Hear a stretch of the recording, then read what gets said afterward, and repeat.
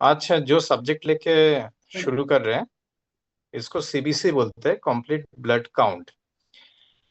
ये एक ऐसी पैरामीटर है, ये ऐसे टेस्ट है जो लगभग हर इवन डॉक्टर्स को मालूम है, हम थेरापिस्टों को मालूम है, इवन ये एक पेशेंटों को भी इसका थोड़ी बहुत डिटेल्स में मालूम है। एक पेशेंट भी अपना सीबीसी रिपोर्ट पढ़ लेते हैं।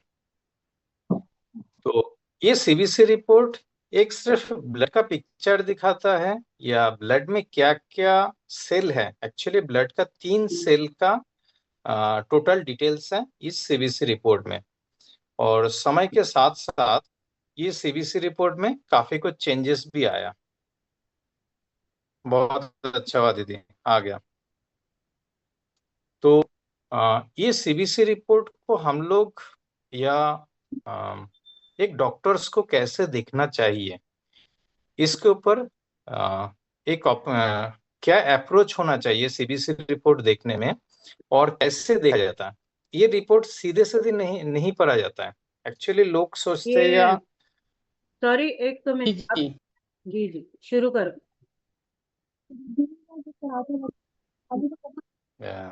जब तक स्लाइड नहीं पहुंच रहा है तब तक हम लोग बात कर लेते हैं। और हाँ, एक चीज, आप सब लोग पेन और पेपर ले लीजिए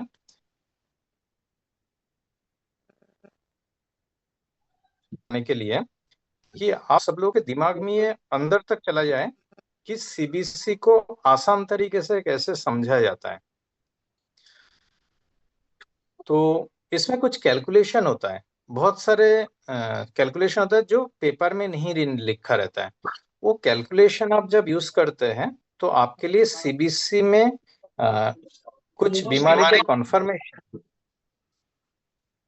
प्लीज सब लोग माइक म्यूट कर दीजिए। सब लोगों को स्वागत है आज के सीबीसी इंटरप्रिटेशन का जो क्लास है या लेक्चर है इसमें। तो मैं चाहता हूं कि आप सब लोग पेन और पेपर लेके बैठिए, क्योंकि इसमें बहुत सारे कैलकुलेशन होता है।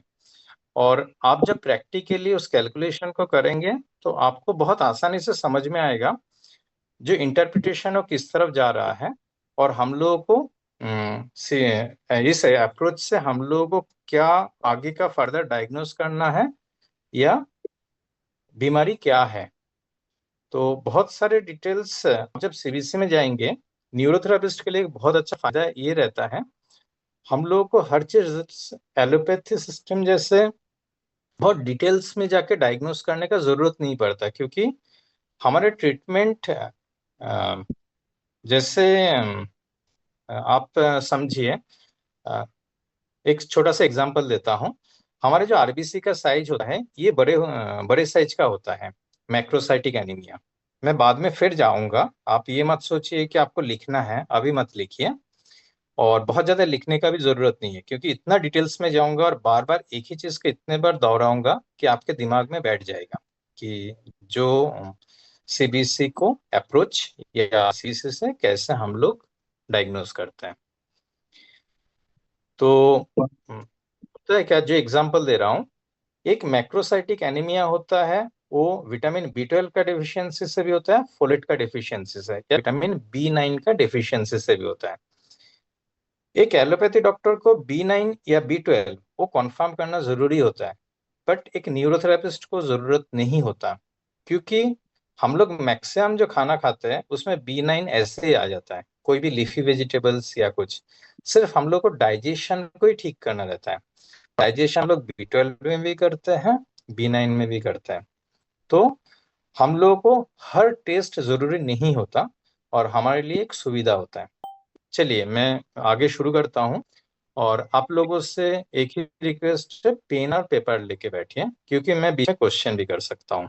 तो क्वेश्चन से आपके कोई एग्जाम नहीं ले रहा हूँ, इससे एटलीस्ट प्रैक्टिस से आपके दिमाग में बैठ जाएगा कि ये चीज बहुत आसान है, इसको हम लोग कॉम्प्लिकेटेड सोचते हैं।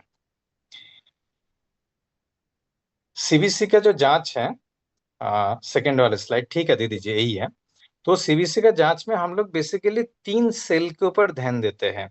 हमारे शरीर ब्लड के अंदर 3 ही तरह का सेल होता है। एक है हीमोग्लोबिन आरबीसी इंडिसेस, और दूसरा होता है टीएलसी या differential leukocyte count, DLC. TLC मतलब टोटल ल्यूकोसाइट काउंट, मतलब डब्ल्यूबीसी। और उसमें पांचों अलग अलग न्यूट्रोफिल, इसोनोफिल, बेसोफिल, ये सारे पांच का ये। और प्लेटिलेट काउंट, बस ये तीन ही होता है। इसको लेके ही हमारे टोटल ये सीबीसी डिटेल्स होता है।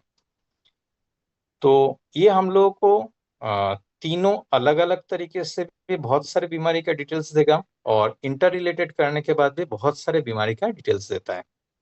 तो मुझे नहीं लगता मैं हीमोग्लोबिन से ज्यादा, क्योंकि हीमोग्लोबिन और आरबीसी इतना डिटेल्स में होता है कि वो समझने के लिए हम लोगों को 2-3 घंटा समय लग जाता है।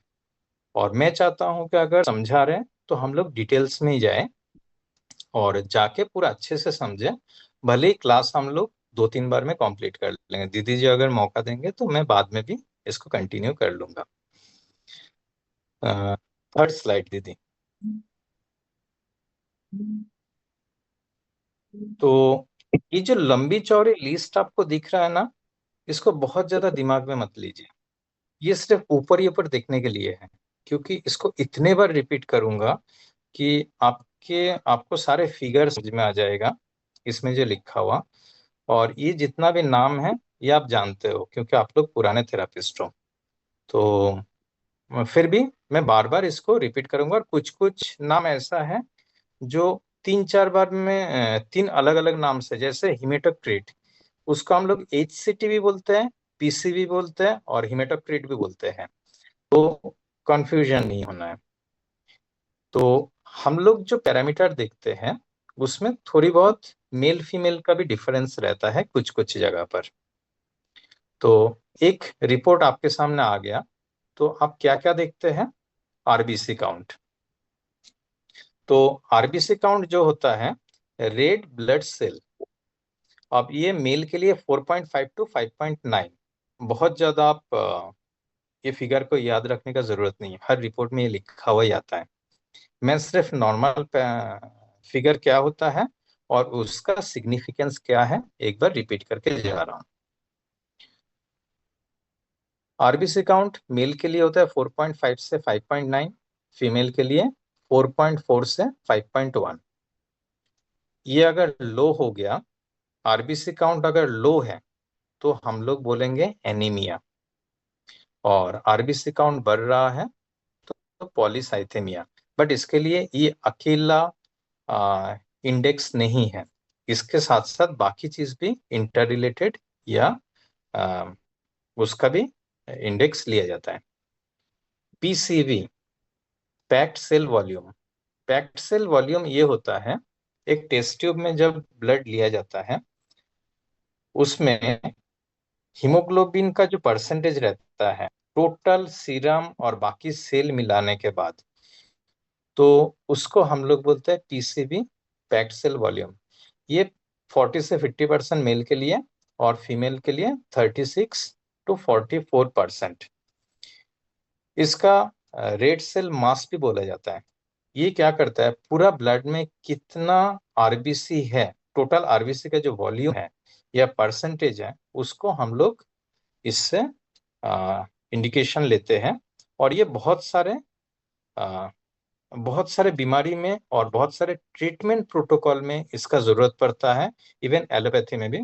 बेसिकली डेंगू में इसका बहुत ज्यादा जरूरत पड़ता है कि कौन सा तरीके का ट्रीटमेंट प्रोटोकॉल फॉलो किया जाए। इसके बिना डेंगू का ट्रीटमेंट प्रोटोकॉल फॉलो करना नामुमकिन है। तो ये जो होता है हिमेटोक्रेट या पीसीवी, ये आरबीसी का परसेंटेज में टोटल कितना परसेंट हीमोग्लोबिन है, आरबीसी है, खून गाढ़ा है या पतला है, ज्यादा कॉन्सेंट्रेटेड तो नहीं है। और हमारे न्यूरोथेरेपिस्ट के लिए बहुत अच्छा चीज करता है, बहुत अच्छा इंपॉर्टेंट पॉइंट देता है, वो है कि ब्लड या बॉडी एसिटिक है या नॉन एसिटिक है। मतलब पीसीबी का कंसंट्रेशन अगर बहुत ज्यादा है तो हम लोग आसानी से समझ सकते हैं ब्लड एसिटिक है, बॉडी में फ्लूइड लेवल कम हो रहा है, और वो बहुत कम बड़ा खतरा भी होता है। तो हम लोग एसिड ट्रीटमेंट उस पेशेंट के लिए यूज कर सकते हैं। तो इसमें डेंगू को इसमें बहुत ज़्यादा ये इसमें बहुत ज़्यादा ज़रूरत पड़ता है। और ये ब्लड वॉल्यूम दिखा रहा है, मीन कर्पस्कुलर वॉल्यूम, ये होता है एमसीवी हम लोग शॉर्ट में। इससे इसको 80 से 100 एमसीवी हीमोग्लोबिन का हर बीमारी में जरूरत है, क्योंकि इसका जो साइज होता है इसके ऊपर एनीमिया किस तरीके का है वो हम लोग देखते हैं। एनीमिया का 3 पैटर्न होता है। अगर 80 से नीचे हो गया तो माइक्रोसाइटिक, 80 से 100 के बीच में भी एनीमिया होता है उसको मैक्रोसाइटिक, और सॉरी नॉर्मोसाइटिक, और 80 के ऊपर गया तो मैक्रोसाइटिक। कभी कभी इस पैरामीटर को थोड़ा चेंज भी किया जाता है। जैसे कुछ डॉक्टर्स इसको 100 तक नहीं मानते, कुछ 92, 93, 95 तक ही मानते हैं, बट इंटरनेशनली इसको 80 से 100, और हम लोग भी 80 से 100 ही मानेंगे। मीन कर्पस्कुलर हीमोग्लोबिन, ये आपको आपने पीसीवी तो देख लिए, एक blood sorry MCV mean corpuscular haemoglobin, ये पिकोग्राम में होता है। ये amount of HB per RBC, एक आरबीसी के अंदर कितना हीमोग्लोबिन है ये आपको दिखाता है, और एमसीएचसी उस हीमोग्लोबिन का परसेंटेज दिखाएगा। अब होता है क्या, एमसीएच और एमसीएचसी दोनों पैरेलली चलता है, एक ज्यादा है तो दूसरा ज्यादा होगा, एक कम है तो दूसरा कम होगा, जनरली ऐसा ही रहता है। अब आता है आरडीडब्ल्यू। ये आरडीडब्ल्यू बहुत कंट्रोवर्शियल चीज है। कंट्रोवर्शियल एक्चुअली है नहीं, इसको बना दिया गया। बेसिकली होता है क्या, ये बहुत नवीनतम पैरामीटर है। नवीनतम मतलब सीबीसी में सबसे लेटेस्ट जोड़ा गया जो पैरामीटर है वो है आरडीडब्ल्यू। अब हम लोग एक बहुत बड़ा गलती या गलतफहमी में रहते हैं, वो है कि आर्टिफिशियल इंटेलिजेंस या यूट्यूब हम लोगों को सही चीज बताएगा, बट आरडीडब्ल्यू को बहुत लोगों को या बहुत सारे एक्सपर्ट को भी मैं इसलिए क्यों बोल रहा हूँ, क्योंकि मैंने कुछ यूट्यूब देखा था, आरडीडब्ल्यू को गलत तरीके से एक्सप्लेन कर दिया गया, तो लोगों को कंफ्यूजन क्रिएट होता है। लोग क्या सोचते हैं, आरडीडब्ल्यू मतलब रेड सेल का चौड़ाई, क्योंकि इसके लिखा है red cell distribution width, WIDTH मतलब इसका चौड़ाई। तो लोग सोचते हैं एमसीवी का मतलब आरडीडब्ल्यू होता है।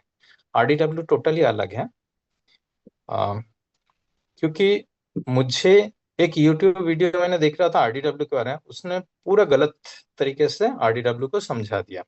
अब जो लोग नए नए हैं या इस चीज को पहली बार देख रहे हैं तो वो लोग गलत इंटरप्रिटेशन क्रिएट करेंगे इसको देख के। मैं आपको आरडीडब्ल्यू को बहुत बेसिक तरीके से एक्सप्लेन करता हूँ, और आरडीडब्ल्यू को एक्सप्लेन करने के लिए मैं ये आपको बोलना चाहता हूँ आरडीडब्ल्यू क्यों जरूरत पड़ता है। ये तो एक सेल का छोटा सा चौड़ाई दिखा रहा है, ऐसे देखने में लग रहा है, तो इसको क्यों जरूरत है, बाकी पैरामीटर से तो हम कर सकते हैं। एक्चुअली आरडीडब्ल्यू होता है क्या, आप एक एग्जाम्पल के तौर पर समझिए। एक स्कूल में दो क्लास है अलग अलग। अब दोनों क्लास में 20 बच्चे हैं। अब एक क्लास में 20 बच्चे हैं और 20 बच्चे का उम्र 15 साल, मतलब 15 ईयर्स हर एक बच्चे का उम्र। तो उनके उम्र का एवरेज कितना होगा, 15। और दूसरे क्लास हम लोग देखते हैं उसमें 20 ही बच्चा है, उसमें से 10 बच्चे की उम्र 10 साल है और दूसरे 10 बच्चे की उम्र 20 साल है। तो उसका एवरेज कितना होगा, कोई बोल सकते हैं क्या? 10 बच्चे का पहला 10 बच्चे की उम्र 10 साल और सेकेंड 10 बच्चे की उम्र 20 साल। तो उस क्लास में टोटल 20 बच्चे की उम्र कितना होता है, 15 साल। 15। वेरी गुड, 15 हो रहा है। ये आरडीडब्ल्यू बताता है कि ये जो दोनों बच्चे थे, पहले वाले क्लास में 20 बच्चे की उम्र था, तो उसमें आरडीडब्ल्यू होगा 0, मतलब सारे बच्चों में उम्र का कोई डिफरेंस नहीं है, और सेकेंड वाले क्लास में छोटे और बड़े बच्चों का बीच वाले डिफरेंस होता है 10, क्योंकि 10 साल का और 20 साल का। तो यही आरडीडब्ल्यू है। मतलब आरडीडब्ल्यू ये बताता है जो आरबीसी है, रेड ब्लड सेल है, उसमें छोटा सेल और बड़े सेल ये दोनों में डिफरेंस कितना है, और ये डिफरेंस के ऊपर एनीमिया में बहुत बड़े इंपॉर्टेंट रोल प्ले करता है, जिसके कारण हम लोग को कुछ टेस्ट करने का जरूरत नहीं पड़ता, कुछ स्पेसिफिक टेस्ट में जाने का आगे जरूरत नहीं पड़ता। आरडीडब्ल्यू बिल्कुल क्लियर इंडिकेटर, अगर आपको आरडीडब्ल्यू देखना समझ में आता है तो इसलिए आरडीडब्ल्यू के ऊपर मैं ज्यादा जोर दे रहा हूँ। इसको समझेंगे तो आपको फायदा रहेगा। दीदी जी नेक्स्ट स्लाइड। एक पेशेंट आपके पास सीबीसी रिपोर्ट लेकर आते हैं, तो एक सीबीसी रिपोर्ट पढ़ने के लिए 1 घंटा नहीं ले सकते, 10 मिनट भी नहीं ले सकते, 1 मिनट सफिशियंट होता है। और 1 मिनट से भी कम समय में एक सीबीसी रिपोर्ट को बहुत बेहतरीन तरीके से इंटरप्रिटेशन किया जा सकता है, अगर सारे डिटेल्स और लॉजिक एक एक सेल का और उसका जो वैल्यू एक एक जो डिटेल्स हैं उसको आप अगर जानते हैं, तो आपके लिए इंटरप्रिटेशन करना 15 से 20 सेकेंड का काम या 30 सेकेंड का काम होता है। तो उस 30 सेकेंड को जानने के लिए आपको इसको बहुत अच्छे से प्रैक्टिस करना जरूरी होता है, पढ़ने से ज्यादा इसमें प्रैक्टिस जरूरत पड़ता है। वो प्रैक्टिस हम लोग करेंगे आज, और उसके बाद आपको समझ में आएगा polycythaemia, microcytic anaemia, macrocytic anaemia, normocytic anaemia, या आयरन डिफिशियंसी एनीमिया, और anaemia of chronic disease, thalassaemia, ये इतना आसानी से कैसे समझ सकते हैं। मतलब बहुत आसान है एक्चुअली, जब हम लोग इसका डिटेल्स में जाएंगे तो आप अगर यही चीज आपको एक एआई से देखेंगे तो आपको 3-4 मिनट खर्चा हो जाता है, बट उतना जरूरत ही नहीं है 3-4 मिनट का। तो हम लोग आते हैं हीमोग्लोबिन की तरफ। आप ध्यान दीजिए, हीमोग्लोबिन आपको ये बोलता है पेशेंट एनीमिक है या पॉलीसाइथेमिक, ये एक आपको डिटेल्स देता है हीमोग्लोबिन। अगर हीमोग्लोबिन कम है तो एनीमिक, हीमोग्लोबिन ज्यादा है पॉलीसाइथेमिक। बट ये अकेला नहीं बोलता है, अकेला कोई नहीं बोलता है, इसमें आपको कॉन्ट्रा या रिलेटेड फिगर आपको दी जाएगा हर जगह। तो इसका अप्रोच हम लोग क्लियर करते हैं। मैं हर एक चीज दोबारा रिपीट करूंगा, मतलब स्लाइड ऐसे बनाया हूं कि चलते चलते फिर दोबारा वापस आऊंगा। इसमें सबसे मजेदार बात जो है, इसके बाद क्या देखना है, बहुत सारे अंकित जी प्लीज यस सर। म्यूट हो जाइए, म्यूट हो जाइए प्लीज। इसमें बहुत सारे टाइम आपको अप्रोच जो है देखने का जो तरीका है वो पैरामीटर में जब आप देखेंगे कुछ, जब गलत कुछ दिखेगा उसके बाद थोड़ा सा अप्रोच चेंज भी होता है, कभी कभी दिखने का सीक्वेंस चेंज होता है अप्रोच का मतलब।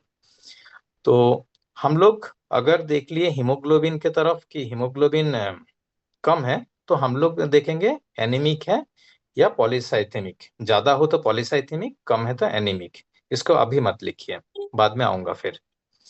और पीसीवी सेल वॉल्यूम एचसीटी सेम है, ये हमेशा जो हीमोग्लोबिन होता है उसके 3 गुना ज्यादा होता है। सपोज हमारे हीमोग्लोबिन 10 है तो पीसीवी होना चाहिए 30।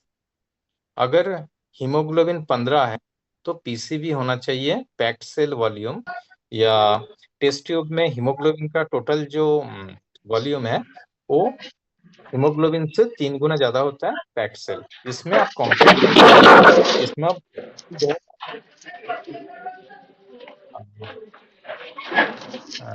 बहुत आसानी से आप समझ सकते हैं। प्लीज जो भी अनम्यूट है प्लीज म्यूट हो जाइए। मनोज जी प्लीज म्यूट हो जाइए। मनोज जी आप मुझे सुन रहे हैं क्या? बीच में थोड़ा सा डिस्टरबेंस आ जाता है नहीं तो, और आप मेरा लोगों है को क्या? फिर मनोज जी प्लीज, जो बीच में लॉ ये है, इसका जो ताल है वो कट जाएगा तो फिर आप लोग को समझने में दिक्कत होगा। तो ये हमेशा पीसीवी जो है ये हीमोग्लोबिन से 3 गुना ज्यादा है। इसमें आपको आगे पैरामीटर बनाने में बहुत आसान होगा। ये बिल्कुल परफेक्ट 3 गुना नहीं होता, 1-2 पॉइंट ऊपर नीचे दो चल जाता है। ठीक है, एमसीवी की तरफ ध्यान दीजिए।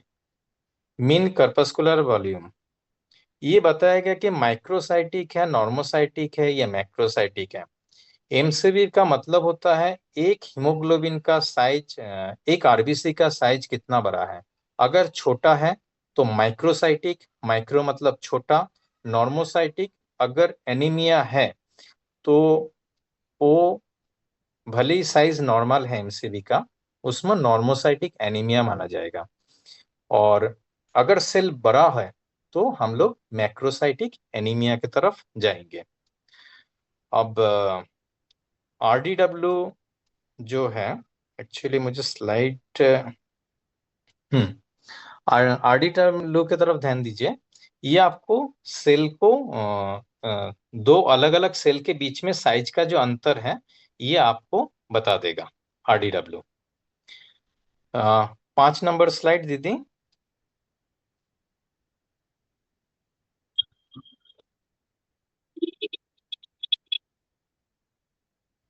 हाँ, 5 नंबर स्लाइड। ठीक है, तो हम लोग ये देख रहे हैं स्लाइड, इसमें हमारे सीबीसी रिपोर्ट में पहले हीमोग्लोबिन से पता चलता है हम लोगों को एनीमिक है या पॉलीसाइथेमिक है। अगर हीमोग्लोबिन ज्यादा है तो हम लोग एनीमिक मानेंगे, और हीमोग्लोबिन ज्यादा है तो पॉलीसाइथेमिक मानेंगे। सेम चीज आरबीसी में भी होगा, आरबीसी कम है तो हम लोग एनीमिक मानेंगे और पॉलीसाइथेमिक मानेंगे। अब एनीमिया किस प्रकार के होता है? 3 प्रकार के मैंने आपको बता दिया। एक है माइक्रोसाइटिक, दूसरा नॉर्मोसाइटिक, और तीसरा है मैक्रोसाइटिक। ये 3 प्रकार का आपको टोटल एनीमिया मिलेगा। अब तीनों प्रकार का हम लोगों का जब ट्रीटमेंट का प्रोटोकॉल होता है वो भी अलग होगा, और इसमें डायग्नोस भी अलग होगा। इसका डायग्नोस कैसे किया जाता है उसमें हम लोग आ जाएंगे। आप एक चीज समझ लीजिए, एक एलोपैथी डॉक्टर का जो रहता है उसमें कोई भी एनीमिया हो उसमें पेरिफेरल स्मीयर ये लोग कराएंगे ही कराएंगे। और एक्चुअली नीचे वाला पोर्शन मुझे ये क्यों नहीं दिख रहा है?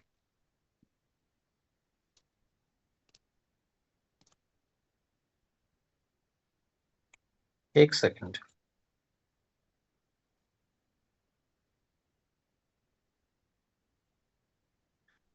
पेरिफेरल स्मीयर होता है और रेटिकुलोसाइट का काउंट होता है। ये दोनों को हम लोग जनरली देखते हैं। तो ये दोनों चीज जो होता है, जब भी एक एनीमिक पेशेंट आता है तो एलोपैथी डॉक्टर आंख बंद करके जनरली ये दोनों दे देते हैं आज के तारीख में। बट होता है क्या, जहां एनीमिया दिखा, हीमोग्लोबिन कम दिखा, डॉक्टर ज्यादातर आयरन चढ़ा देता है। बट हमेशा आयरन काम नहीं करता है, क्योंकि इसमें एनीमिया जो होता है उसमें 3 अलग अलग तरीके का कारण होता है। तो हमेशा हीमोग्लोबिन आयरन डिफिशियंसी से ही एनीमिया होगा ऐसा जरूरी नहीं है। उसको हम लोग आगे फिर देखेंगे। 6th स्लाइड दीदी, नेक्स्ट। अब हम लोग ये समझ, जब हमें समझ में आता, 6 नेक्स्ट स्लाइड दीदी जी।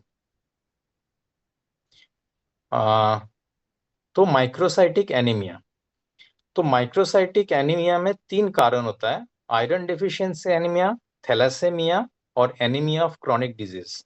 ये तीनों कैसे अलग करना पड़ता है, तीनों को कैसे समझा जाता है कि एक पेशेंट आया आपके पास, रिपोर्ट लगभग सेम है, बट इसमें आयरन डिफिशियंसी है या थैलेसेमिया है और एनीमिया ऑफ क्रॉनिक डिजीज है, ये हम लोग कैसे समझ लेते हैं एक सीबीसी रिपोर्ट से, और फर्दर आगे क्या जांच कराना है।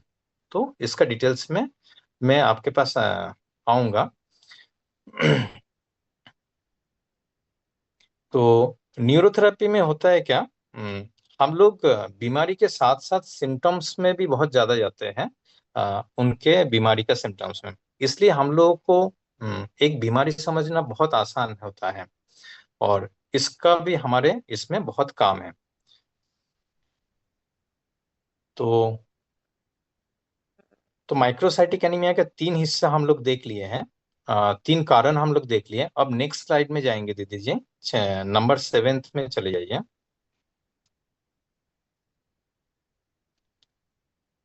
अब माइक्रोसाइटिक एनीमिया हम लोग 3 अलग कारण हम लोग देख लिए। इसमें जो जांच हम लोगों को मेनली करते हैं, कंप्लीट आयरन प्रोफाइल करते हैं, उसमें आयरन का टोटल डिटेल्स हम लोगों के पास आ जाता है।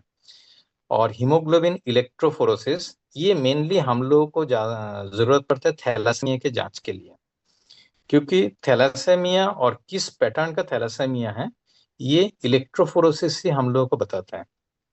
बेसिकली इलेक्ट्रोफोरेसिस इसलिए बोला जाता है, इसमें दोनों इलेक्ट्रिक नोड यूज किया जाता है। उस नोड से हीमोग्लोबिन का जो ग्लोबिन पार्ट रहता है, प्रोटीन पार्ट रहता है, वो एक क्लियर इंडिकेशन क्रिएट करता है कौन सी पैटर्न का थैलेसेमिया है। इतना डिटेल्स में हम लोगों को जाने का जरूरत नहीं है। तो 8 नंबर पे चले जाते हैं। मेंजर इंडेक्स, ये बहुत इंटरेस्टिंग चीज है, इसको आप अच्छे से देख लीजिए। एक डॉक्टर जब कॉलेज में जाते हैं तो उनको मेंजर इंडेक्स सिखाया जाता है। ये बहुत आसान तरीका है आपको एनीमिया और थैलासेमिया ये इसको बाइफरकेट करने के लिए। दरवाजा लगा और के एक्सक्यूज मी, हाँ, तो मेंजर इंडेक्स आपको एक मिनट, हाँ प्लीज सभी लोग म्यूट हो जाएं और प्लीज वीडियो भी बंद कर दो प्लीज। अगर आपको अच्छे से सुनना है, समझना है, तो बीच बीच में कोई भी आवाज नहीं आनी चाहिए। और जो वीडियो चालू है प्लीज वो भी बंद करो, क्योंकि वहां ध्यान जाता है लोगों का, और मेन जो लेक्चरर है वो सुनाई। आप लोग ये मेंजर इंडेक्स जो है इसको बहुत अच्छे तरीके से बाय हार्ट कर लीजिए। ये आपको ये बताता है कि आयरन डेफिशिएंसी एनीमिया है या थैलेसेमिया है। बहुत आसान तरीका है इसमें, एमसीवी बाय आरबीसी, मतलब ऊपर एमसीवी का वैल्यू लिया जाता है और नीचे आरबीसी का वैल्यू। अगर एमसीवी बाय आरबीसी 13 से ऊपर होता है तो सीधी सी बात है कि आयरन डिफिशियंसी एनीमिया है। बट आज के तारीख में हमारे पास दूसरे भी पैरामीटर और इतना इजी अप्रोच हो गया कोई टेस्ट कराने के, और टेस्ट इतना सस्ता भी हो गया कि मेंजर इंडेक्स को हम लोग इनिशियली मान ले लेते हैं कि आगे का टेस्ट किसके लिए कराना है, और उसमें एक लगभग हम लोग एक पिक्चर मिल जाता है। तो मेंजर इंडेक्स, इसको मैं बार बार रिपीट करूंगा, ये होता है आयरन डिफिशियंसी एनीमिया और थैलासेमिया के लिए। जहां ये मोर देन 13 होगा आयरन डिफिशियंसी एनीमिया इंडिकेट करेगा, लेस देन 13 होगा थैलेसेमिया की तरफ इंडिकेशन देगा, कॉन्फर्मेशन नहीं है। तो इसको आप लेके चलिए। अब स्लाइड नंबर 9, आपको पहले ये बता रहा हूं कि माइक्रोसाइटिक एनीमिया, आयरन प्रोफाइल और हीमोग्लोबिन और इलेक्ट्रोफोरेसिस, मतलब माइक्रोसाइटिक एनीमिया में हम लोग आयरन प्रोफाइल और इलेक्ट्रोफोरेसिस ये दोनों जांच हम लोग करते हैं। आपको जब भी लगे कि कोई एनीमिया पेशेंट आए हैं और माइक्रोसाइटिक एनीमिया है, तो माइक्रोसाइटिक एनीमिया के लिए आगे फर्दर अगर जांचना है तो आपको ये दोनों जांच ये आप लिख लीजिए, क्योंकि माइक्रोसाइटिक मतलब हमारे एमसीवी अगर छोटा है, 80 से नीचे है, तो माइक्रोसाइटिक एनीमिया। तो माइक्रोसाइटिक में हम लोग लिखेंगे आयरन प्रोफाइल और हीमोग्लोबिन एजी इलेक्ट्रोफोरोसिस। इसको हम लोग एच बी और कैपिटल ई भी लिखते हैं, capital H small B again space देके कैपिटल ई, और नहीं तो हीमोग्लोबिन इलेक्ट्रोफोरेसिस भी लिखा जा सकता है। तो अब मैं आता हूं कुछ एग्जाम्पल में। तो दीदी नेक्स्ट स्लाइड। अच्छा, इस टेबल को आप थोड़ा सा ध्यान से समझिए। जब हमारे पास माइक्रोसाइटिक एनीमिया का केस आया तो हम लोग क्या देखेंगे माइक्रोसाइटिक एनीमिया में। माइक्रोसाइटिक एनीमिया किस किस कारणों से होता है? 3 अलग अलग कारण से। एक होता है आयरन डिफिशियंसी के कारण, एक दूसरा होता है एनीमिया क्रॉनिक डिजीज, और तीसरा होता है थैलासेमिया। अब इसमें आप जो इसका पैरामीटर है वो देखिए, mean corpuscular volume iron deficiency anaemia में नीचे जाएगा और नॉर्मल भी हो सकता है, तीनों में ही नीचे भी जा सकता है, नॉर्मल भी हो सकता है।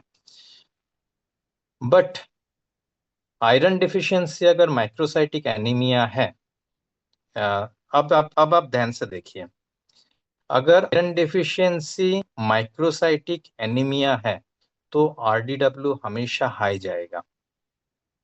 रेट सेल डिस्ट्रीब्यूशन वेट जो होता है ये हाई जाएगा। आरडब्ल्यू तब भी हाई जाता है जब कोई डेफिशिएंसी रिलेटेड एनीमिया है। अब माइक्रोसाइटिक ही अकेला एनीमिया है जो आयरन डिफिशिएंसी के कारण होता है।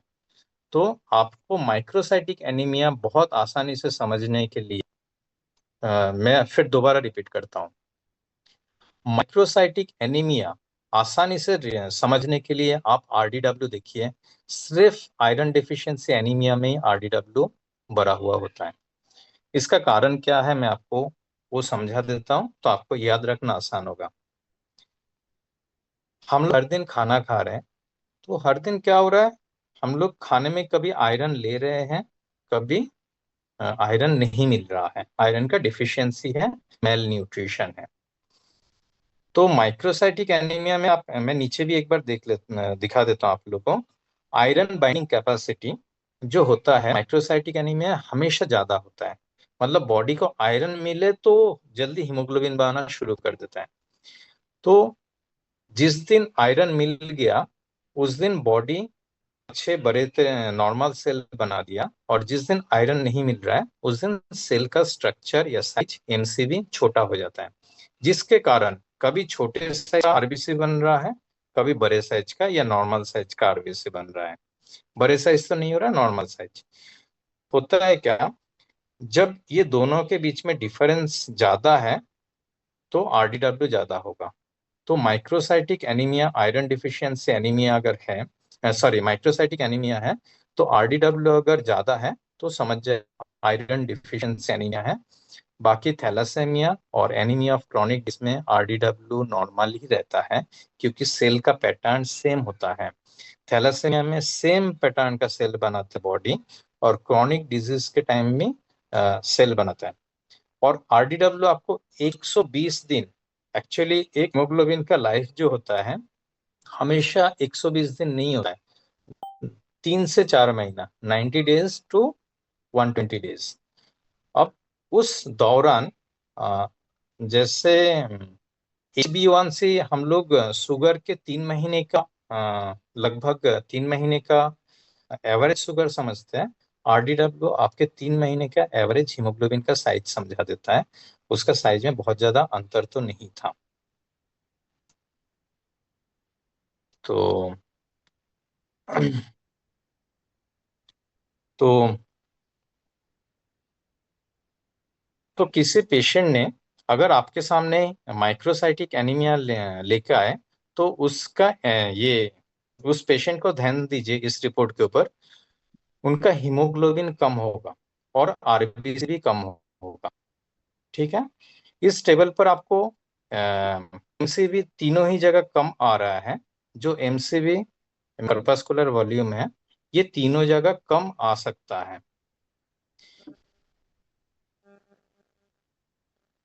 तो एनीमिया का तीनों पैटर्न को हम समझते हैं, आयरन डिफिशियंसी और माइक्रो ये क्रॉनिक डिजीज और थैलेसेमिया। अब हम लोग इस केस में जब हम लोगों को दिख गया कि RDW हाई है, तो हम लोग सिर्फ एक ही टेस्ट करेंगे, वो है कि iron, serum iron, total serum iron का हम लोग जांच करेंगे।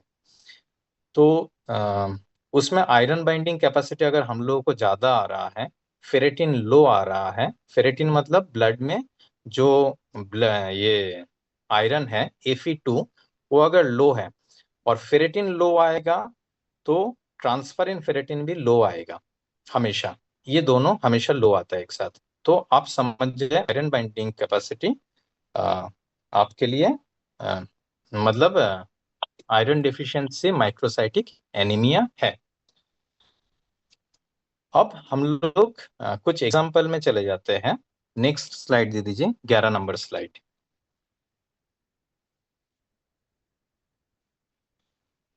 ये एग्जाम्पल एक है, इसमें आप देखिए हीमोग्लोबिन 10 है, आरबीसी टोटल 4 लाख है, मीन कार्पस्कुलर वॉल्यूम 60 है, RDW 19 है। अब इसको देख के आप कैसे समझेंगे?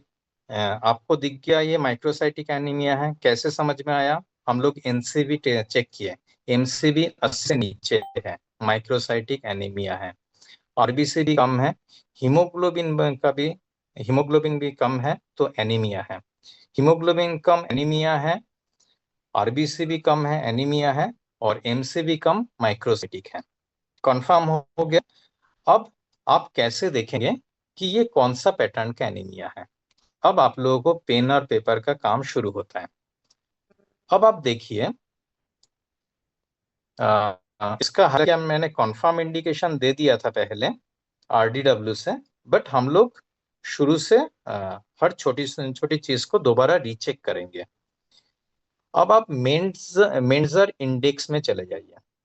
अब मेंजर इंडेक्स क्या बोल रहा है? MCV/RBC, ठीक है। अब आप लोग इससे MCV/RBC कैलकुलेट कीजिए एक बार।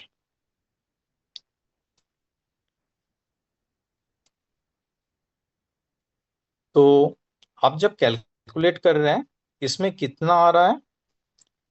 हम लोग मेंजर इंडेक्स कैलकुलेट कर रहे हैं, ये 13 आ रहा है, ठीक है। आप लोग देखिए, सॉरी 13 से ऊपर आ रहा है, आई एम सॉरी, 13 से ऊपर आ रहा है। कितना आ रहा है? MCV 15, ठीक है। आप लोग एक बार अच्छे से कैलकुलेशन करके देखिए। 15 आ रहा है। 15 आ रहा है, तो ये 13 से ऊपर है मेंजर इंडेक्स। तो 13 से ऊपर आ गया तो क्या होता है? थैलेसीमिया। Iron deficiency anaemia. तो आपको बहुत अच्छे से समझ में आ गया कि आयरन डिफिशियंसी एनीमिया कैसे समझा जाता है। तो मतलब आपको एक छोटा सा कैलकुलेशन है, उस कैलकुलेशन से ही आप समझ गए कि हम लोग आयरन डिफिशियंसी एनीमिया कैसे देखें। अब इसमें रिकॉन्फर्म कर लेता हूं। आयरन डिफिशियंसी एनीमिया में हमेशा RDW बढ़ा हुआ होगा, बट MCV कम होगा, ठीक है। अगर B12 वाला डिफिशियंसी भी होता साथ में, तो MCV का काउंट बढ़ जाता है। 80 से ऊपर चला जा सकता, 80 से 100 के बीच में भी जा सकता है, और 100 के ऊपर भी जा सकता था। बट जब RDW नॉर्मल से ज्यादा है और MCV कम है, तो आप बहुत आसानी से समझ जाइए ये आयरन डिफिशियंसी एनीमिया है। बट इसमें हम लोगों को आयरन प्रोफाइल बहुत ज्यादा करने का जरूरत नहीं है। बट फिर भी आपको लगता है कि एक बार रिकॉन्फर्म करो, और पेशेंट का हालांकि आयरन प्रोफाइल बहुत ज्यादा महंगा नहीं होता, 500-600 रुपये आता है। तो आप अगर पेशेंट का आर्थिक स्थिति नॉर्मल है, तो आप आयरन प्रोफाइल करके इसको कंफर्म कर सकते हैं। आपको दूसरा इलेक्ट्रोफोरेसिस जांच में जाने का जरूरत नहीं है थैलेसीमिया देखने के लिए, ठीक है। अब 13 नंबर स्लाइड में दे दीजिए।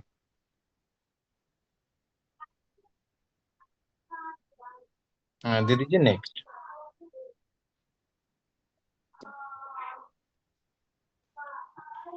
अब मैं इसमें देखिए, अच्छा ये सॉरी, ये 3 नंबर आ गया, इसको ऊपर वाले स्लाइड दे दीजिए।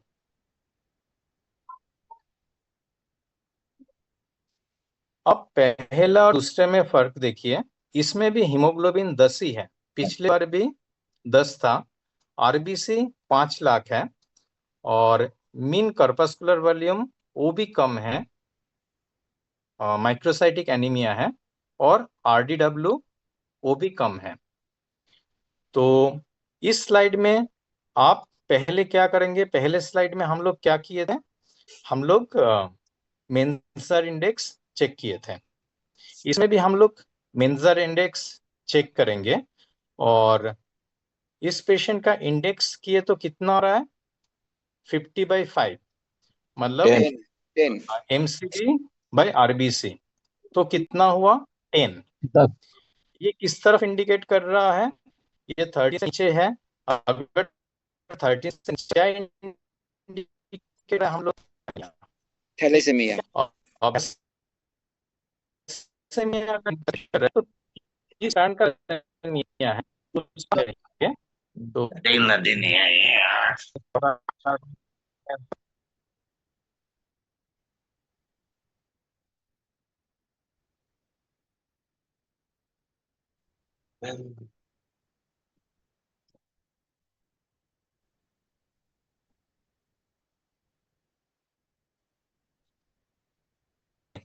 चलिए पार्ट, तो आयरन इस थैलेसीमिया को जाना है, थैलेसीमिया का पैटर्न समझने के लिए, इसके लिए आपको हीमोग्लोबिन इलेक्ट्रोफोरेसिस में आपको जाना पड़ेगा।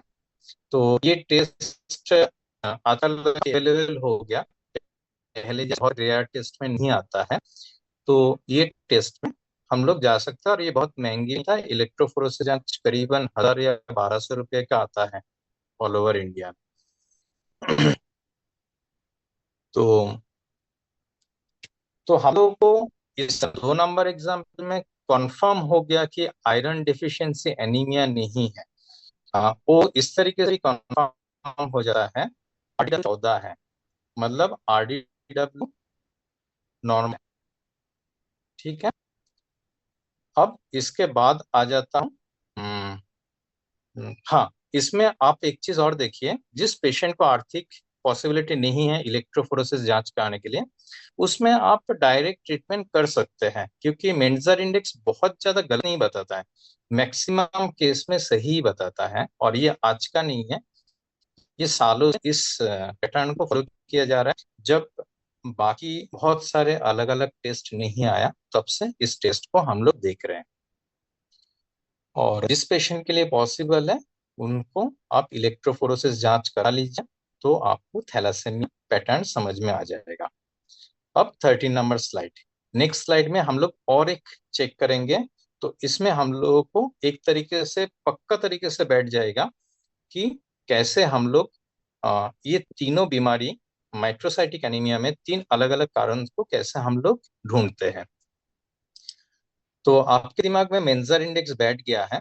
अब इसमें देखिए, इसमें भी हीमोग्लोबिन 10 है, एमसीवी 65 है, माइक्रोसाइटिक एनीमिया है, आरबीसी भी 5 लाख है, आरडीडब्ल्यू 14 है। तो इसमें आप क्या करेंगे, हम लोग जो करते आ रहे हैं वही करेंगे। तो हम लोग क्या करेंगे, हम लोग मेंजर इंडेक्स को फॉलो करेंगे। तो इसमें अगर मेंजर इंडेक्स फॉलो करते हैं, तो 65/5 एमसीबी बाई आरबीसी, ये आ रहा है एग्जैक्ट 30।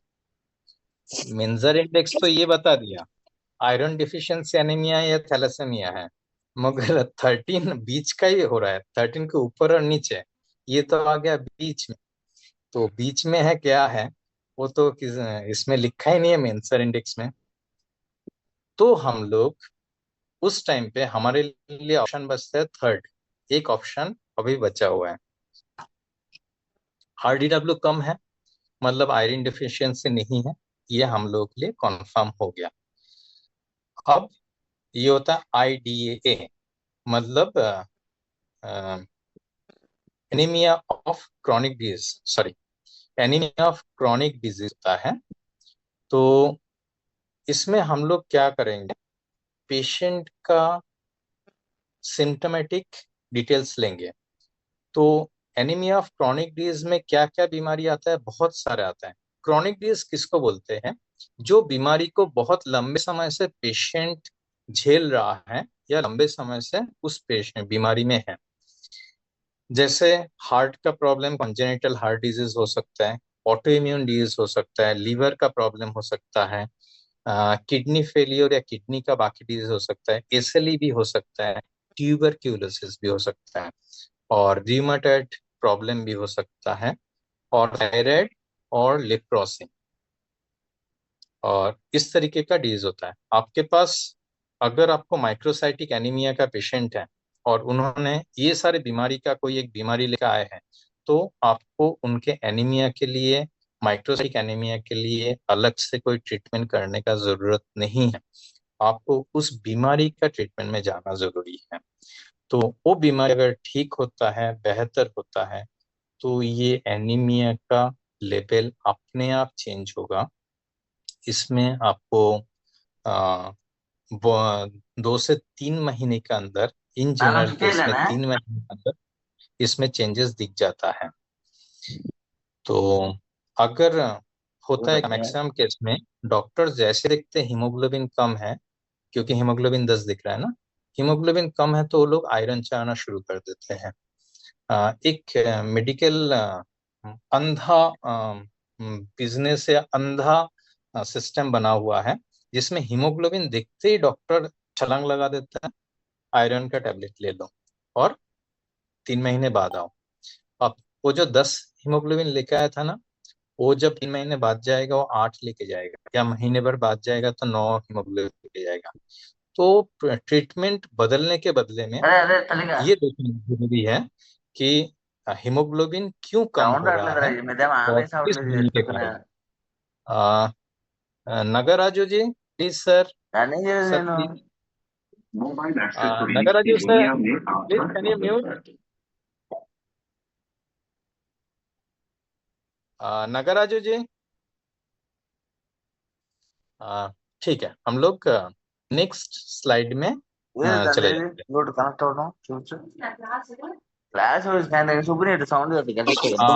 Next 14 number slide.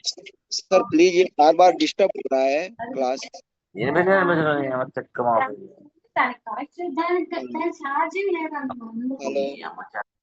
मैं जो एसीडी, मतलब जिसके लिए आप क्रॉनिक डिजीज के कारण जो हमारे आयरन डिफिशियंसी माइक्रोसाइटिक एनीमिया होता है, इसका जो बीमारी हम लोग मेनली जिसको रिस्पॉन्सिबल मानते हैं, वो ये सारी बीमारी है जिसके कारण हम लोग मान सकते हैं। जैसे हार्ट डिजीज हो सकता है, किडनी डिजीज हो सकता है, लीवर का भी बहुत सारे प्रॉब्लम है, और लेप्रोसी, इसमें शायद स्पेलिंग गलत है क्या, मैंने कंफर्म नहीं किया, र्यूमेटॉइड और इन्फ्लेमेशन, इसलिए ट्यूबरक्यूलोसिस, ये सारे चीज के कारण आपको माइक्रोसाइटिक एनीमिया हो सकता है।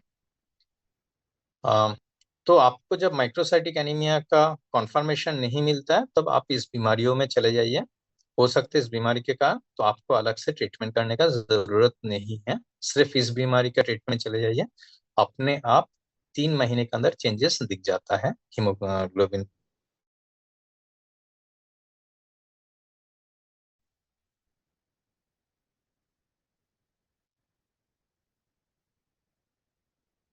हम लोग माइक्रोसाइटिक एनीमिया का कहानी खत्म कर दिया। माइक्रोसाइटिक एनीमिया आप लोगों को बहुत अच्छे से समझ में आ गया था। 3 तरीके का माइक्रोसाइटिक एनीमिया होता है, और तीनों पैटर्न हम लोगों ने देख लिए। अब हम लोग चले जाते हैं मैक्रोसाइटिक एनीमिया। मैक्रोसाइटिक एनीमिया हम लोग कैसे समझेंगे, पहले तो हम लोग देखेंगे हीमोग्लोबिन कम है, आरबीसी कम है, तो एनीमिया में है। अब हम लोग पीसीवी देखेंगे, सॉरी, एमसीवी देखेंगे, मीन कॉर्पस्कुलर वॉल्यूम, एक हीमोग्लोबिन का साइज कितना है। ऑब्वियसली साइज बड़ा है तो मैक्रोसाइटिक, ये हम लोग हर दिन इसको लेके खेलते हैं रिपोर्ट में, माइक्रो और मैक्रो। तो मैक्रोसाइटिक मतलब साइज बड़ा है, बट है एनीमिया, मतलब हीमोग्लोबिन कम है और आरबीसी कम है, बट हीमोग्लोबिन का साइज बड़ा है। तो मैक्रोसाइटिक एनीमिया में हम लोग दो जांच कराते हैं, एक है रेटिकुलोसाइट काउंट और पेरिफेरल स्मीयर। रेटिकुलोसाइट काउंट क्या होता है? रेटिकुलोसाइट काउंट होता है, हमारे जो सीबीसी होता है उसमें एक आरबीसी जब जेनरेट होता है वो 24 से 48 आवर्स तक इमैच्योर रहता है, मतलब उसका साइज नॉर्मल नहीं होता, उसको हम लोग रेटिकुलोसाइट बोलते हैं। तो रेटिकुलोसाइट का मतलब होता है कि आर हमारे बोन मैरो कितना स्पीड से हीमोग्लोबिन का सॉरी आरबीसी का प्रोडक्शन कर रहे हैं, ये हम लोग रेटिकुलोसाइट काउंट में मिल जाता है। जनरली हमारे सीबीसी के अंदर रेटिकुलोसाइट काउंट नहीं आता है। अगर हम लोग को रेटिकुलोसाइट चाहिए तो आइदर हम लोग CBC plus reticulocyte RET count, RETC count लिख देते हैं, नहीं तो कंप्लीट हीमोग्राम लिख देते हैं। जब ये लिख देते हैं तो उसमें ईएसआर भी आ जाता है और रेटिकुलोसाइट भी आ जाता है। तो आपके पास केस आया, उसमें आपने देखे हीमोग्लोबिन कम है, आरबीसी कम है, एमसीवी ज्यादा है, तो मैक्रोसाइटिक एनीमिया है। अब मैक्रोसाइटिक एनीमिया किस कारण से है, क्यों है और कौन सा पैटर्न का है, ये हम लोग समझते हैं। तो बहुत सारे डॉक्टर्स इसको 100 से नीचे भी मैक्रोसाइटिक एनीमिया में जाता है, तो हम लोग उसमें नहीं जाएंगे। तो अब हम लोग नेक्स्ट स्लाइड में आते हैं। दे दीजिए नेक्स्ट स्लाइड।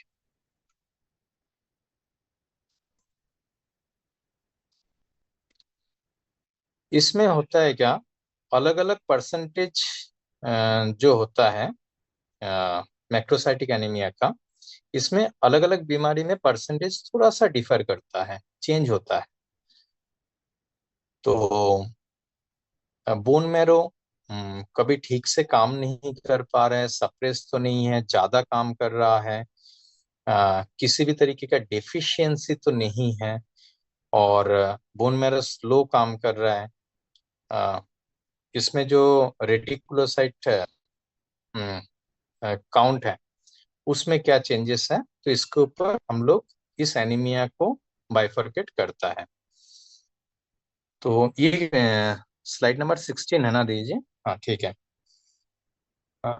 तो इसमें कभी कभी हीमोलिसिस के कारण भी होता है, बॉडी से ब्लड बहुत तेजी से डिस्ट्रक्शन हो रहा है, मतलब ब्लड को किसी तरीके से किसी ऑटो इम्यून डिजीज या किसी दूसरे बीमारी से खत्म हो रहा है, या शरीर में इंटरनली ब्लीडिंग हो रहा है, तो इसको हम लोग समझेंगे। अब मैक्रोसाइटिक एनीमिया जो होता है वो दो तरीके से हम लोग समझ जाते हैं। दो तरीके का होता है, megaloblastic anaemia, non megaloblastic anaemia. अब मेगालोब्लास्टिक एनीमिया आप ऐसे समझिए, कोई डेफिशिएंसी है तो मेगालोब्लास्टिक एनीमिया, मतलब बोन मैरो किसी कारण से हिम आरबीसी का प्रोडक्शन और साइज में चेंजेस कर रहा है, तो मेगालोब्लास्टिक एनीमिया। और ये बेसिकली डेफिशिएंसी के कारण होता है, और कभी बाहर के कुछ फैक्टर हम लोग को डिस्टर्ब करता है, जिसके कारण भी मेगालोब्लास्टिक एनीमिया होता है। तो मेगालोब्लास्टिक एनीमिया को हम लोग कैसे बाइफरकेट करते हैं, सॉरी मैक्रोसाइटिक एनीमिया को हम लोग कैसे बाइफरकेट करते हैं और कैसे समझते हैं, उसके लिए हम लोग आगे जो टेस्ट करते हैं और उसको कैसे हम लोग समझते हैं उसमें आएंगे। इसमें एक चीज देख लीजिए, हीमोग्लोबिन कम है और एम से भी ज्यादा है, तो इसका समझ में आ गया मैक्रोसाइटिक एनीमिया है। अब हम लोग ये देखेंगे कि हीमो मेगालोब्लास्टिक है या नॉन मेगालोब्लास्टिक एनीमिया है, इसका बाइफरकेट हम लोग करते हैं। अगर B12 डेफिशिएंसी के कारण या फोलेट डेफिशिएंसी के कारण होता है तो मेगालोब्लास्टिक एनीमिया।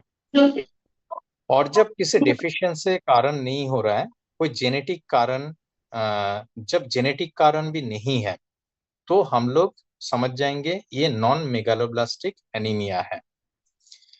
तो इसमें जो जांच होता है उसको हम लोग दोबारा रिपीट करते हैं, पेरिफेरल स्मीयर और रेटिकुलोसाइट। पेरिफेरल स्मीयर वो टेस्ट होता है, एक स्लाइड लिया जाता है और स्लाइड में 2-3 ड्रॉप खून को डाल जाता है और उसको एक तरीके से फैला दिया जाता है पूरा तरीके से। आप लोग कभी लैब में, बायोलॉजिकल लैब में 12 में भी देखे होंगे, तो उसमें पेरिफेरल स्मीयर हम लोग करते थे। तो उसमें होता है क्या, हम लोग माइक्रोस्कोपिकली ब्लड को जांच करते हैं। उसमें ये देखते हैं कोई आरबीसी टेढ़ा तो नहीं है, कोई सीधा नहीं है, कोई चांद जैसे है, कोई स्फेरिकल शेप में है, और किस तरीके का शेप में वो जा रहा है। तो इसमें टोटल आरबीसी का पैटर्न का आपको चेक हो जाता है। इसमें न्यूट्रोफिल का जांच बहुत ज्यादा जरूरी है। न्यूट्रोफिल से हम लोग समझ जाते हैं ये जीन्स का जो डीएनए सिंथेसिस है उसमें गड़बड़ है क्या नहीं। अगर डीएनए सिंथेसिस में गड़बड़ है तो जो 2 विटामिन उसके लिए हम न्यूरोथेरेपी मानते हैं, वही 2 विटामिन का डेफिशिएंसी होता है, वो है बी और फोलेट। आपको एक थोड़ा सा करेक्शन कर दूंगा, न्यूरोथेरेपी में हम लोग एक शब्द गलत बोलते हैं, वो है फॉलिक एसिड।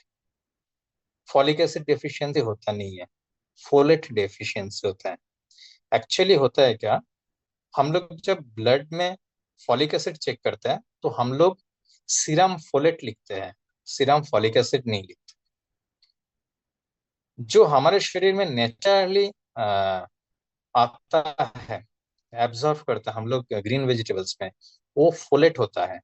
फॉलिक एसिड वो होता है जो हम लोग आर्टिफिशियली बॉडी में डालते हैं या इंजेक्शन या टैबलेट के थ्रू हम लोग लेते हैं, विटामिन B9। अदरवाइज तो आप जब किसी डॉक्टर से साथ बात कर रहे हैं तो हम लोग फॉलिक एसिड बोलेंगे तो गलत इंडिकेशन जाएगा। हम लोग B12 का डेफिशिएंसी बोलते हैं, वो ठीक है, बट मेथी कोबाल्ट नहीं बोलते, मिथाइल कोबालामिन नहीं बोलते। मिथाइल कोबालामिन आर्टिफिशियल होता है, और ऐसे ही फोलेट जो होता है वो नेचुरल होता है, फॉलिक एसिड आर्टिफिशियल होता है। तो हम लोग कहाँ थे, तो रेटिकुलोसाइट हम लोग जांच कर लेंगे। अगर मेगालोब्लास्टिक एनीमिया होता है, हम लोग पेरिफेरल टेस्ट में हम लोग कॉन्फर्म कर चुके हैं, पेरिफेरल स्मीयर टेस्ट में, मतलब जो हम लोग टेस्ट करते हैं।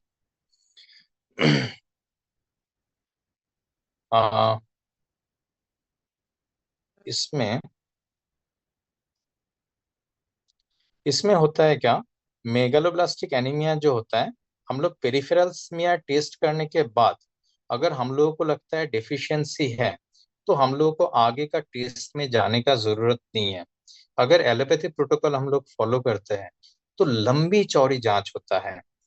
तो लंबी चौड़ी जांच कैसे है, उसमें होगा क्या, B12 का जांच होगा, सीरम फोलेट का जांच होगा, हीमोसिस्टिन का भी जांच होता है, मिथाइल मेलेनिक एसिड का भी जांच होगा। बट ये सारे डिफिशियंसी वाले मैटर हैं। अगर हम लोग देखते हैं, न्यूरोथेरेपी में देखेंगे तो हम लोग इस तरीके से देख सकते हैं, इसमें डिफिशियंसी का मैटर है, तो हम लोग को आगे फर्दर जांच का जरूरत नहीं है। हम लोग सिर्फ और सिर्फ डिफिशियंसी के लिए जो ट्रीटमेंट देते हैं और उसका नेचुरल सोर्स को खाने के लिए अगर बोल देते हैं थोड़ी बहुत, तो 3 एक महीने में इसमें डेफिशिएंसी में फर्क आ जाता है आराम से। तो आपको इसका फर्दर मेगालोब्लास्टिक एनीमिया में जांच करने का जरूरत नहीं है। और पेरिफेरल स्मीयर में नॉन मेगालोब्लास्टिक एनीमिया अगर कंफर्म होता है तो हम लोग आगे का जांच बहुत ज्यादा जरूरी नहीं होता। उसमें हम लोग पेशेंट का हिस्ट्री लेते हैं और हिस्ट्री में हम लोग समझ जाते हैं ये मैक्रोसाइटिक एनीमिया का कॉज क्या है। अगर पेशेंट रेगुलर ड्रिंक्स ले रहा है, हार्ड ड्रिंक्स ले रहा है, तो नॉन मेगालोब्लास्टिक एनीमिया होने का चांस है। तो हम लोग को अल्कोहल हिस्ट्री लेना रहता है, थायराइड का हाइपोथायराइडिज्म का हिस्ट्री लेना है, लिवर डिजीज का लेना है। इस तरीके से हम लोग अलग अलग हिस्ट्री ले लेंगे तो हम लोग नॉन मेगालोब्लास्टिक एनीमिया का ट्रीटमेंट कर देंगे, आसानी से कर देंगे। तो हम लोगों को आगे जाने का कोई जरूरत और टेस्ट करने का जरूरत नहीं है। ट्रीटमेंट प्रोटोकॉल आप जो डेफिशिएंसी या जो कारण है उससे समझ में आ गया। ऑब्वियसली अल्कोहल ले रहे हैं तो अल्कोहल बंद कराना जरूरी है, नहीं तो उनको हाफनी और बाकी जो चीज होता है, जो जो सिम्टम्स आता है नॉन एनीमिया का, वो सारे सिम्टम्स आएगा। तो हम लोग नेक्स्ट स्लाइड में जाते हैं। अब इससे हम लोग चेक करेंगे कैसे हम लोग मेगालोब्लास्टिक एनीमिया में बाइफरकेट कर सकते हैं। नेक्स्ट स्लाइड दे दीजिए।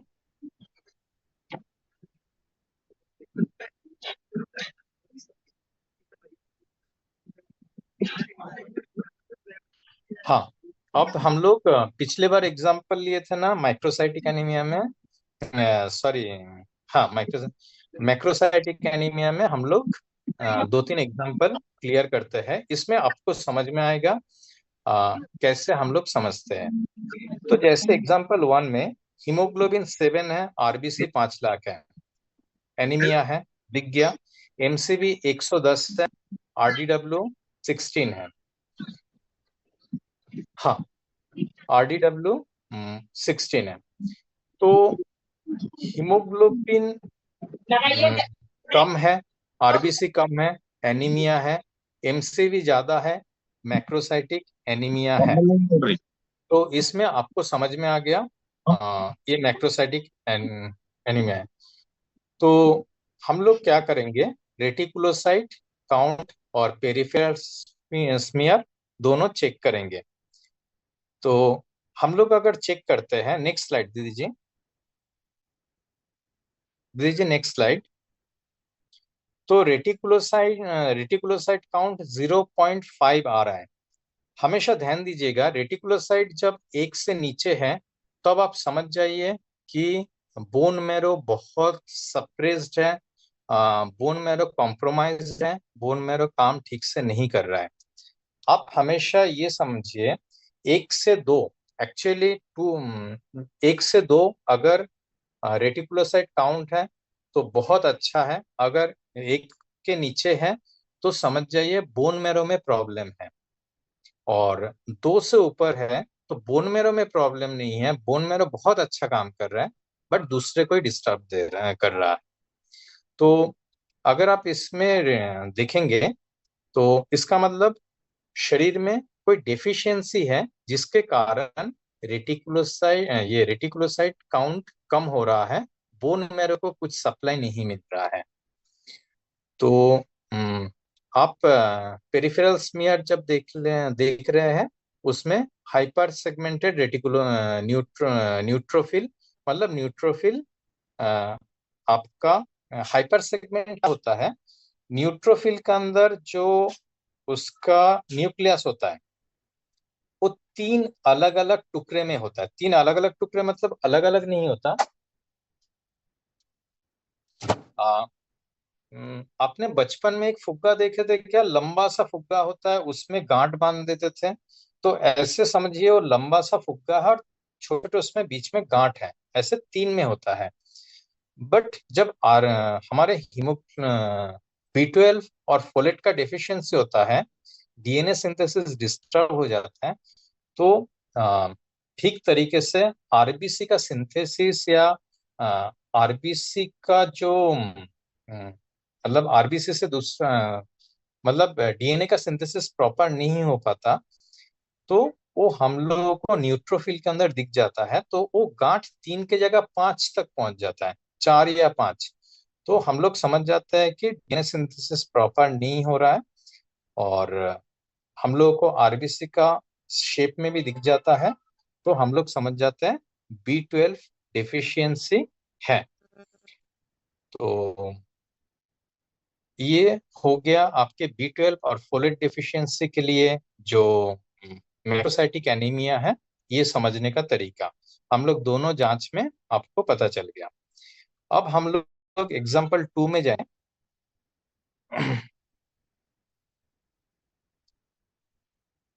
आप एग्जाम्पल 2 में देखिए, दीदी जी सेकेंड स्लाइड।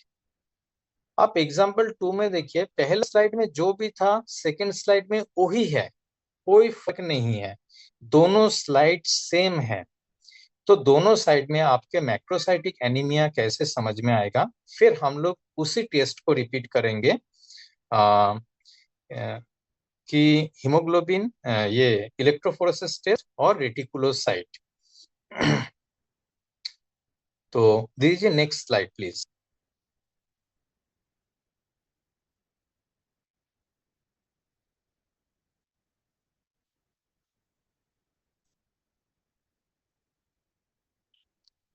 इसमें जो आपके पैरामीटर दिख रहा है, इसमें हीमोलाइटिक एनीमिया दिख रहा है, क्योंकि रेटिकुलोसाइट 8 हो रहा है। आप समझिए, नया आरबीसी 8 है, मतलब शरीर बहुत तेजी से आरबीसी बना रहा है। शरीर ऐसे आरबीसी नहीं बनाता है, शरीर को जरूरत पड़ता है तो ही आरबीसी बनाता है। वो हो सकता है बोन मैरो के अंदर का कुछ इश्यू हो, या हो सकता है शरीर बोन मैरो के बाहर का कुछ इश्यू है। तो हो रहा है क्या, हम लोग जब इसको डायग्नोस कर रहे हैं, पेरिफेरल स्मीयर जब देख रहे हैं, तो हम लोग इसमें आपको दिख रहा है, सॉरी मुझे पढ़ने में काम आ रहा है, स्फेरोसाइट्स या आरबीसी का जो सेल है, ये बहुत डिस्टर्ब है। तो इसके लिए हम लोग को पेरिफेरल स्मीयर का जो टेस्ट होता है, उसमें कॉन्फर्मेशन आ जाता है ये किस तरीके का मैक्रोसाइटिक एनीमिया है। तो उसमें कॉन्फर्मेशन आ जाता है हीमोलाइटिक एनीमिया, मतलब बॉडी में किसी ना किसी कारण से ब्लड सेल डिस्ट्रक्शन हो रहा है। हो सकता है ऑटोइम्यून डिजीज आ, हो सकता है आ, वो किसी मेडिसिन का साइड इफेक्ट हो, तो उसके कारण हम लोगों को हिमालयटिक एनीमिया क्रिएट हो रहा है। तो इसके लिए हम लोग आगे जो देखते हैं, वो है जेनेटिक डिफेक्ट है क्या, सिकल सेल एनीमिया है क्या, ऑटो इम्यून तो नहीं है, स्टेरॉयड टाइप का मेडिसिन, या स्प्लीन रिसेंटली रिमूव तो नहीं किया गया है। तो हम लोग अगर सिर्फ सीबीसी देखेंगे और B12 और फॉलेट का जो डिफिशियंसी देंगे, वो अगर नहीं है, तो हम लोगों को पीएस में जाना पड़ेगा, और पीएस हम लोगों को बताएगा कि ये किस तरीके का एनीमिया है। तो हिमोलाइटिक एनीमिया ये हो गया। नेक्स्ट दीदी जी और एक शायद स्लाइड है। हाँ, अब हम लोग आ रहे हैं पॉलीसाइथेमिया, हम लोग एनीमिया का चैप्टर क्लोज कर रहे हैं, एनीमिया से हम लोग बाहर जा रहे हैं। एक सेकंड हैं। हम लोग आए थे आरबीसी कम है, हीमोग्लोबिन कम है, एनीमिया। अब आरबीसी जब ज्यादा है और हीमोग्लोबिन ज्यादा है, तब हम लोग बोलेंगे पॉलीसाइथेमिया। कैसे समझेंगे, हम लोग जब पीसीवी देखते हैं, तो टेस्ट ट्यूब में 45% तक हमारे पीसीवी का वैल्यू होना चाहिए, बट उसके ऊपर जा रहा है पीसीवी, या पीसीवी का काउंट ज्यादा है, आरबीसी का काउंट ज्यादा है, तो हम लोग पॉलीसाइथेमिया बोलेंगे। तो इसमें आपको सेम लाइन 2 बार रिपीट हो गया। तो पॉलीसाइथेमिया का मतलब होता है कि आरबीसी बढ़ रहा है, हीमोग्लोबिन बढ़ रहा है, एमसीवी तीनों ही बढ़ रहा है। तो पॉलीसाइथेमिया 2 तरीके का होता है। हम लोग इसका नेक्स्ट स्लाइड में जाएंगे। पॉलीसाइथेमिया 2 तरीके का, एक प्राइमरी पॉलीसाइथेमिया। दीदी जी नेक्स्ट स्लाइड। तो प्राइमरी पॉलीसाइथेमिया मतलब होता है बोन मैरो एसोसिएटेड पॉलीसाइथेमिया। इसमें जो भी है बोन मैरो रिस्पॉन्सिबल है। और सेकेंडरी पॉलीसाइथेमिया जिसमें बोन मैरो रिस्पॉन्सिबल नहीं है।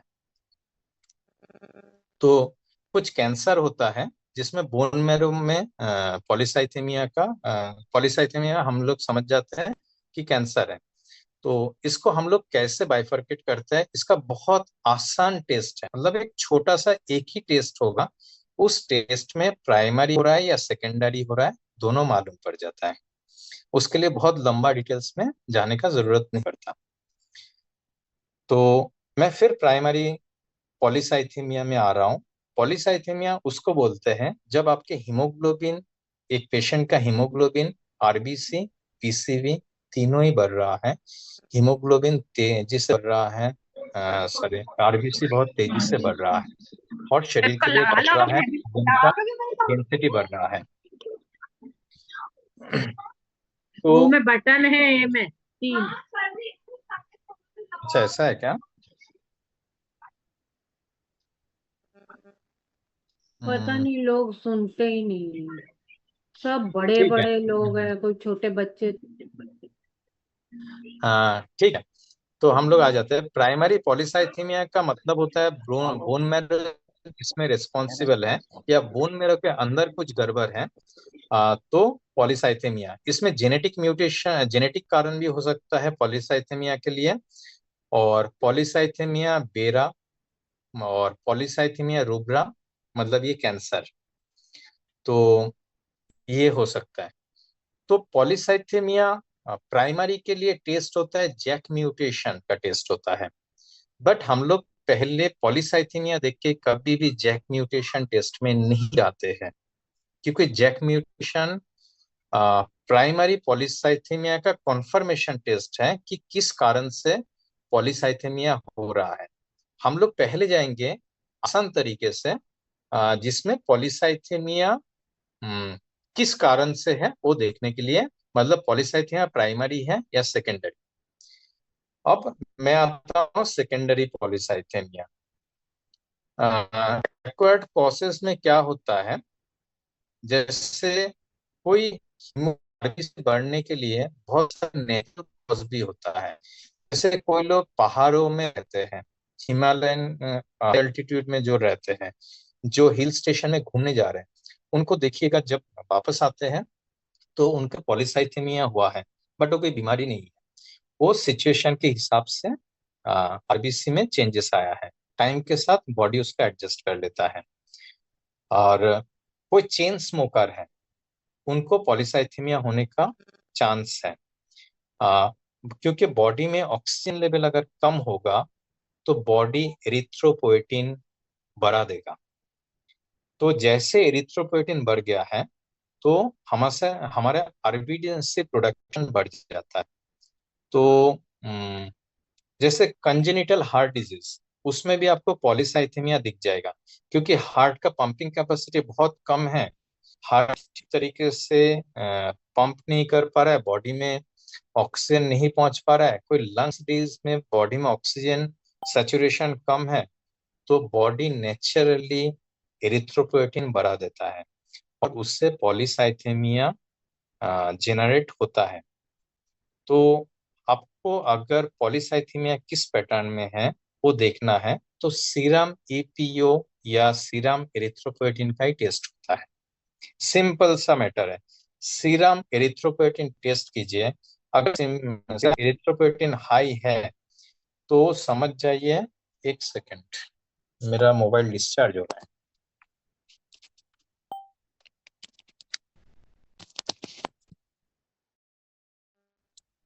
आ, तो मैं बहुत सही तरीके से आपको समझाया कि सीरम एरिथ्रोपोइटिन का अगर टेस्ट करते हैं, हम लोग सिर्फ पॉलीसाइथेमिया देख लिए तो हम लोग समझ जाते हैं सेकेंडरी पॉलीसाइथेमिया है या प्राइमरी पॉलीसाइथेमिया।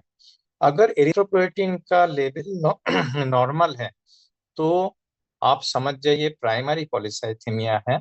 उसके लिए आपको जैक म्यूटेशन का टेस्ट करने में जाना पड़ेगा और वो कंफर्म करेगा कि कैंसर है या बोन में दूसरा कुछ प्रॉब्लम है, आ, या और दूसरा तीसरा कुछ जेनेटिक डिजीज है।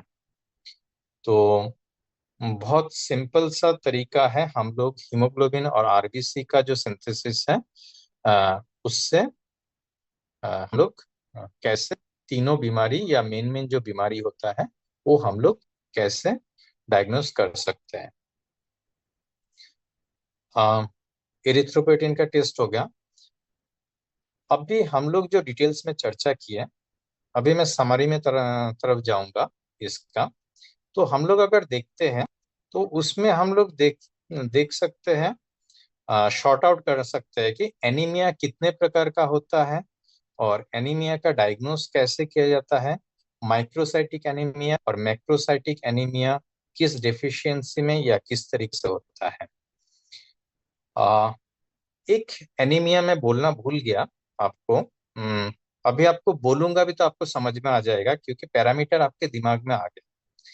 कभी कभी एनीमिया इस पैटर्न में भी होता है कि B12 डेफिशिएंसी और आयरन डेफिशिएंसी, दोनों डिफिशियंसी में भी एनीमिया होता है। तो उस डेफिशिएंसी का जो एनीमिया होता है उसको माइक्रोसाइटिक एनीमिया नहीं बोल सकते, उसको नॉर्मोसाइटिक एनीमिया। मैं नॉर्मोसाइटिक एनीमिया गया नहीं था, अब नॉर्मोसाइटिक एनीमिया आपको क्लियर कर देता हूँ। नॉर्मोसाइटिक एनीमिया में आपको MCV नॉर्मल दिख रहा है, मतलब आरबीसी का साइज तो नॉर्मल है, तो एनीमिया कैसे हुआ। अब आपने आरबीसी का साइज तो नॉर्मल देख लिया, मगर हीमोग्लोबिन देख लीजिए, हीमोग्लोबिन कम है तो पीसीवी कम है। तो जब ऐसा हुआ तो सॉरी आरबीसी कम है तो आप समझ जाइए ये नॉर्मोसाइटिक एनीमिया है। अब उसमें मजेदार जो एक इंडिकेशन आएगा वो है RDW बहुत बड़ा हुआ होगा, मतलब कुछ सेल बॉडी बिल्कुल छोटा बना रहा है, कुछ सेल बहुत बड़ा बना रहा है। ऐसा हो रहा है जब शरीर को आयरन नहीं मिल रहा है तो वो छोटे छोटे सेल बना रहा है, कुछ भी वो छोटा ही बनाएगा, आयरन नहीं मिलेगा उसके पास है, हीम नहीं है ना, हीमोग्लोबिन छोटा पड़ रहा है तो छोटा सेल बनाएगा। जैसे ही उसको आयरन प्रॉपर मिल गया, खाने हम लोग आयरन ले लिए, उसने B12 का डेफिशिएंसी का नॉर्मल से बड़े साइज का हीमोग्लोबिन बना आरबीसी बना देगा। तो इसमें RDW 20 क्रॉस कर सकता है, मतलब बड़े होगा। बट आपको बातों से पेशेंट का डिटेल्स से भी मालूम पड़ जाएगा उनको डेफिशिएंसी है, उनको मेल न्यूट्रिशन है। बट RDW आपको बता देगा इसमें दोनों ही डेफिशिएंसी है, आयरन और अ, इसका B12 का। तो उसको हम लोग नॉर्मोसाइटिक एनीमिया बोलते हैं। तो अभी शायद मेरे हिसाब से 10 बज गया, 1.5 घंटा 1 घंटा तो हुआ है हमारे हमारे क्लास। तो इसमें हम लोग एनीमिया का प्रकार देख लिए, एनीमिया को कैसे बाइफरकेट करना है, किस डेफिशिएंसी है, किस कारण से एनीमिया है उसको हम लोग देख लिए।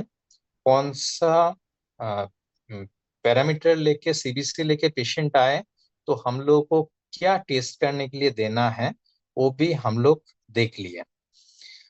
तो इसमें आगे हम लोगों को एटलीस्ट हीमोग्लोबिन और आरबीसी वाले कोई पेशेंट आते हैं तो हम लोग को 30 सेकंड से ज्यादा सोचना नहीं है, इनको ट्रीटमेंट क्या देना है, इनका टेस्ट करना है तो आगे कौन सा टेस्ट करना है, पर्टिकुलर वही टेस्ट हम लोग लिख पाएंगे और उस हिसाब से हम लोग हमारे हिसाब से आसान तरीके से हम लोग ट्रीटमेंट करके पेशेंट को बाहर निकाल सकते हैं। तो मेरे हिसाब से आज के लिए हम लोग यहीं छोड़ते हैं, क्योंकि हम लोग इसका करीबन आधा हिस्सा कवर कर चुके हैं।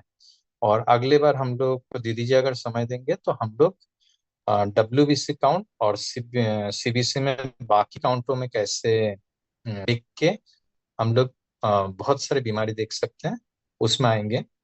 क्योंकि हम लोग WBC अगर सोचने के लिए जाते हैं तो 2 घंटे का टाइम एक्चुअली लगता है प्लेटलेट्स को अगर मिला ले तो तो बेहतर है कि हम लोग आज जितना समझ में है यहाँ तक ही कंप्लीट करें। सर विधि जी। सर इसमें हाँ मेरे को जी। एक निवेदन करना था मेरे को इसमें। हाँ। जैसे अभी ये सीबीसी की रिपोर्ट तो पढ़ने आ गई मान लो, तो न्यूरोथेरेपिस्ट ने किस पे कौन से पॉइंट पे ज्यादा फोकस करना चाहिए उसका भी आप गाइडलाइन प्लीज देना। जैसे एडीआर में, थाइमस में, या फिर और कोई पॉइंट में ज्यादा फोकस करना चाहिए, वो भी आप गाइडलाइन क्लास के एंड में दीजिएगा, ऐसा मेरा एक निवेदन है। आ, बहुत अच्छा है। बट होता है क्या, वो बहुत हालांकि लंबी चौड़ी चीज है नहीं, मैंने आपको थोड़ी सी बीच में जोड़ा था। वो है कि सपोज डेफिशिएंसी रिलेटेड कुछ भी एनीमिया आ रहा है तो हम लोग उस डेफिशिएंसी के लिए ट्रीटमेंट करते हैं, और उसका ट्रीटमेंट लगभग सेम होता है। सिर्फ उसमें हम लोग थोड़ी सी डाइट के ऊपर ध्यान देते हैं। B12 है तो हम लोग वेजिटेरियन है तो फॉर्मेंटेड आइटम पेशेंट को लेने बोलते हैं। और बाकी नॉनवेज हम लोग जनरली अवॉइड ही करने के लिए बोलते हैं पेशेंट को। तो ये, और बाकी कुछ एनीमिया या कुछ इस पैटर्न का होता है जिसमें हम लोग पेशेंट का लाइफस्टाइल सुधारने के लिए बोलते हैं, जिसमें अल्कोहलिक है या चेन स्मोकर है जिसके कारण एनीमिया डेवलप हुआ है, या पॉलीसाइथेमिया डेवलप हुआ, हम लोग लाइफस्टाइल सुधारने के लिए बोलते हैं। बाकी लीवर वगैरह का ट्रीटमेंट हम लोग दे सकते हैं। इसमें होता है क्या, आइदर हम लोगों को एक एक बीमारी लेके बात करें तो ज्यादा अच्छा रहेगा। अम, और उसके लिए मुझे लगता है आज सफिशिएंट समय नहीं है, और स्लाइड का कंट्रोल एक्चुअली मेरे हाथ में नहीं है। तो स्लाइड मेरे हाथ में होता तो मैं कंटिन्यू देखते हुए मैं एक एक बोल सकता था। और मुझे लगता है अगले बार जब होगा उसके पहले मैं इसको तैयार कर लूंगा, और इसके ऊपर बात करके फिर नेक्स्ट में आगे CBC में चला जाऊंगा। अगले टाइम में कर दूंगा आपके लिए, या सबके लिए। Ji thank you sir. Thank you.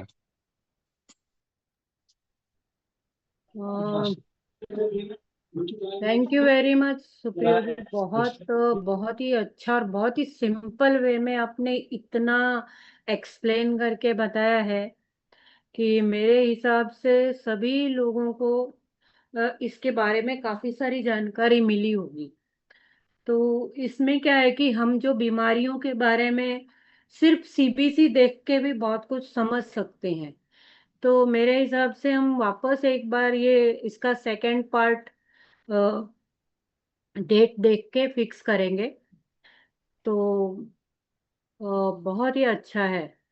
बहुत सारी चीजें इसमें भी, अभी बहुत सारी चीजें लोगों के थोड़ा सा समझ में नहीं आएंगी, तो ये रिपीटेशन थोड़ा सा होके इसके आगे जो है, जैसे आपने कहा कि जी। बीमारियों में भी होता है ना, तो जो आपने बताया वो कर्व आते हैं, तो मुझे एकदम सिकल सेल एनीमिया याद आ गया। तो वो आपने टच नहीं किया, लेकिन वो हम्म। भी इसी के कारण है, डेफिशिएंसी है या एफिशिएंसी, इनके कारण। तो बहुत अच्छा रहा। Thank you very much. अभी